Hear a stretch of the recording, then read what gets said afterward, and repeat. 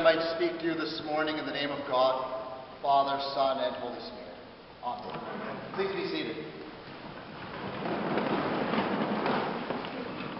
So I have this childhood memory, and sadly it's one of those embarrassing life moments that you wish you could just forget about. Funny how those are the ones that seem to stick with us throughout our lives, though. I think I was in grade 6 or 7 at the time. It all started in gym class one day. Me and Marty Armstrong, never going to forget that name, Marty Armstrong. We got to arguing about which one of us was the toughest. Or to put it in school kid language, we were arguing about who could beat the other one up if we ever got into a fight.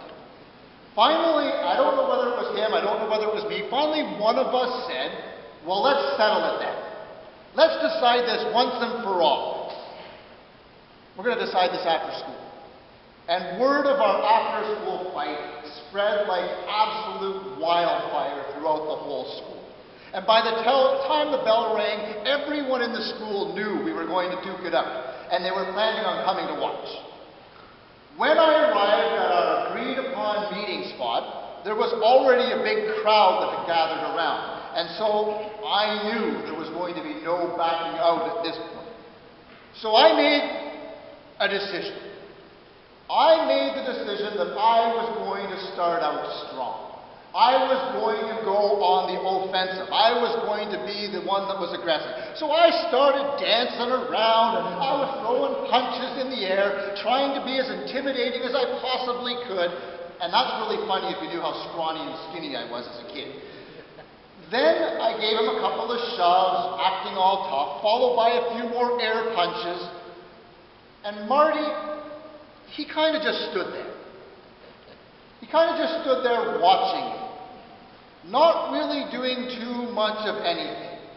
There were no shoves in return. There were no air punches to show me how tough he was. No name calling, nothing.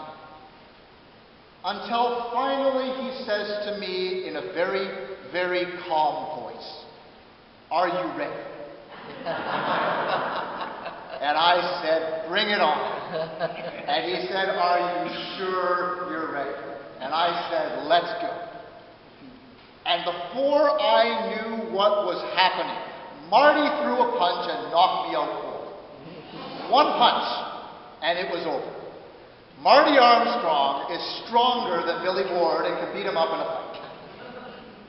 The big, shiny black eye that I got that day may have faded in time, but that memory, it still haunts me to this day.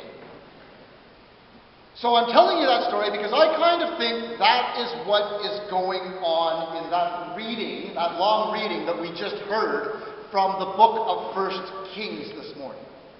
It's the battle of the gods. My God is stronger than your God. My God is tougher than your God. Let me set the stage a little bit. There was this guy named Ahab. And Ahab, he began to reign over the northern kingdom of Israel. And let me put it this way. Anytime the first thing you hear about a new king is that he did more evil in the sight of God than anyone who came before him, you know things probably aren't going to be all that good moving forward. So Ahab, he begins his reign over the northern kingdom of Israel. And the God for the people of Israel, the God is Yahweh. That's the God the people in Israel worship. Yahweh. That's the God the people put their trust and hope in. The same God who led them out of a life of slavery in Egypt and brought them into the promised land that they're living in. Yahweh is the God the people of Israel worship. But then Ahab goes off and marries a foreigner named Jezebel. Now Jezebel and her people, they worship a different God. They worship a God named Baal. And so, over time, Ahab started worshiping Baal too. He didn't stop worshiping Yahweh, but he was worshiping Baal too. And he started erecting altars to Baal, and he created sacred poles to worship for Baal. And before you know it, there seemed like there were two gods in Israel. And as you can well imagine, This created lots of arguments about who was the greatest God, who's the better God. Or they were arguing about who's the one true God. And while all this was happening, or maybe because all this was happening, there was a severe drought that came over all the land. No rain, no rain whatsoever, not one single drop. And it didn't rain for years. No food, no water anywhere. Life became impossibly tough for the people because of this drought. And the longer the drought went on, the more that the ongoing argument in Israel about which God was better, that argument began to shift as to, and it became, which God is going to bring an end to the drought? Which God is going to ultimately lead us from the death that we're living in to new life? Or to use a Toronto Blue Jays slogan for those who are sports fans, which God was going to be the bringer of rain? And so, just like my friend Marty and I did back in public school, the prophet Elijah said, you know what? Let's settle this once and for all. Let's stop limping along here with two different opinions about who the one true God is, and let's decide this so that the people can make their choice as to which God they're going to follow. About which God they're going to place their hope and their trust in. Which God that they are going to worship by the way they live their lives through actions and choices that they make. So Elijah, he said, let's decide this. Here's what we're going to do. We'll take two bulls. The prophets of Baal, you can choose your bull first, and I'll take the one that's left over. We're going to cut up the bulls into pieces, and then we're going to put those pieces of meat on some wood. But we're not going to light the fire. We are not going to light the fire. Once we each have our meat on the pieces of wood, what we're going to do, you call out to your God, I will call out to my God, and whoever answers by lighting the fire, that's the winner. That's the one true God. So that's what they did. The prophets of Baal, they chose their bull, they cut it up into pieces, they put it on the wood, and then they start dancing around. And they start throwing what I'm calling prayer punches in the air. Nothing happened. So they cried even louder, dancing around and around, and praying louder and louder, and nothing happened. This happened for most of the day. Finally, they gave up.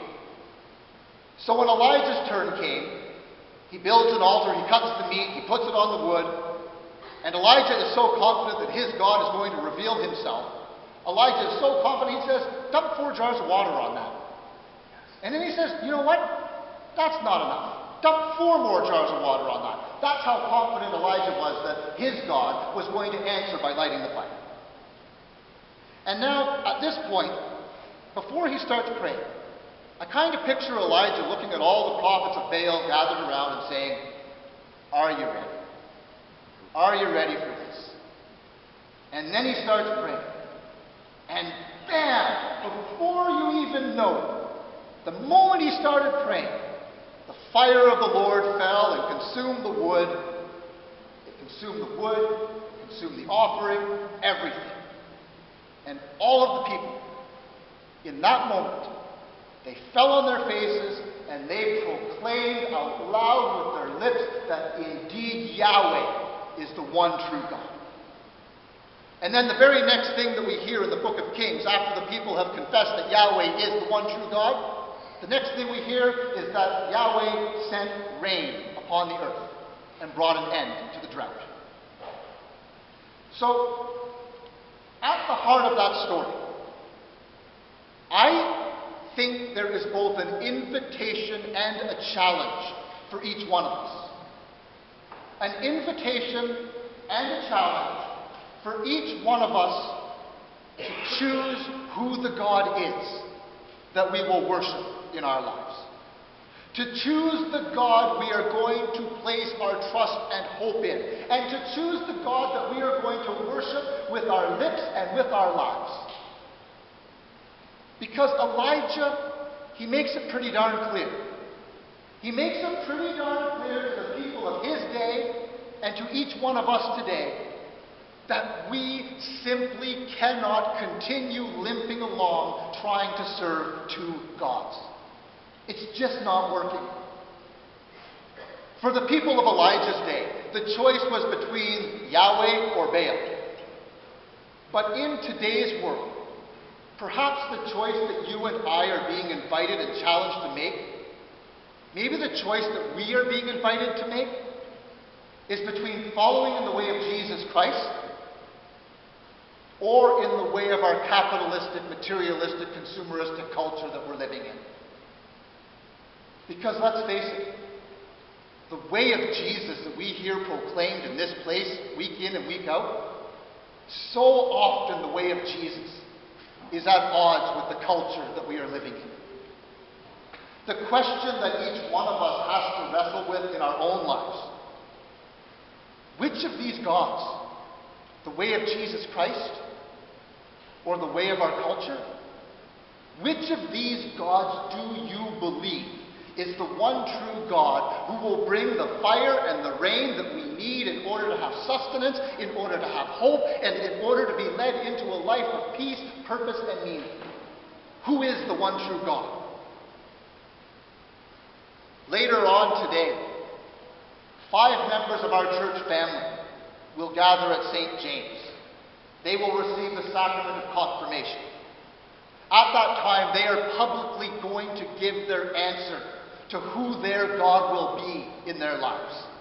They will be asked to put their trust in Jesus' grace and love to sustain them and to lead them into living a life of service that God is calling them to live.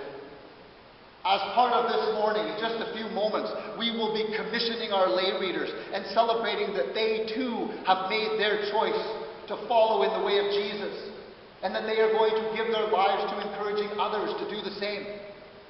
And today we're saying goodbye to Aidan. We're saying goodbye to Aidan as he leaves this place to begin the ministry God has called him to as a deacon and soon to be priest in the church. We give thanks that in his life, he has responded to this invitation and this challenge to choose the God he is going to worship and serve in his life. His choice is Jesus. He is going to spend the rest of his life encouraging others to make Jesus their choice too. And if you've ever wondered why in our worship week in and week out, why it is so important that we say the creed each and every time we gather together for worship, why can't we just skip it sometimes? Here's why we say the creed. It is because in reciting the words of our faith together, especially the words of the Apostles' Creed, in these words from our baptism, each one of us is offered the opportunity every single week to recommit ourselves and to confess with our lips who the God is that we are going to follow in our lives. Who is the God we are going to put our trust in, hope in? And who is the God that we are going to go forth from this place to try to worship with our lips and our lives? We sang a hymn at Synod that speaks to this invitation and challenge to choose. Though the road is rough, the going gets tough, and the hills are hard to climb. I've started out a long time ago. There's no doubt in my mind. I've decided to make Jesus my choice. Today we celebrate and give thanks that 5 confirmands, 3 lay readers, and 1 deacon have decided to make Jesus their choice. May we too follow their example and recommit ourselves to making Jesus our choice too. Amen.